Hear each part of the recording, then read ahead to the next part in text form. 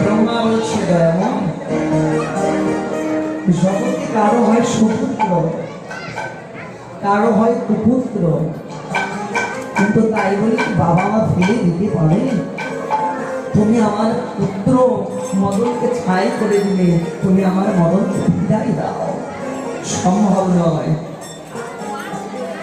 যার দেহ থেকে পড়ার পথে উঠে যায়, ওই দেহে পুনরায় প্রাণ প্রতিষ্ঠা সৃষ্টির নিয়মের বিরুদ্ধে আমি পারবো না।